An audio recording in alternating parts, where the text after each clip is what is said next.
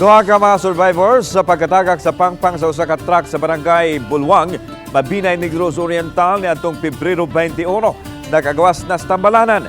Giulagway ni Marlene Bangay, anak sa driver sa truck nga si Antonio Torino, nga usa ka dakong milagro nga gihatag sa Dios ang ikinahang kinabuhi sa iyang amahan. Si Torino gikinahong nadatugan sa Manibila ug nabulit sa Asite dihang natagak ang truck sa pangpang. Apan siya lang ang nakasagit ug nakapangayo og tabang.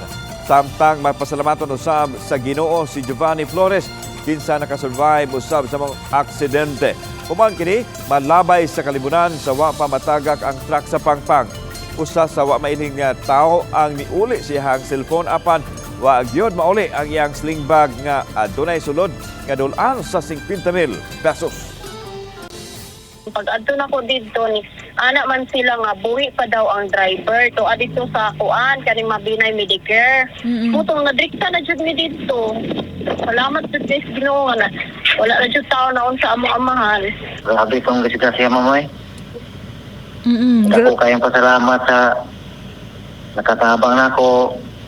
Kung ni donate ang ginagmay ko ba, salamat kayo nila.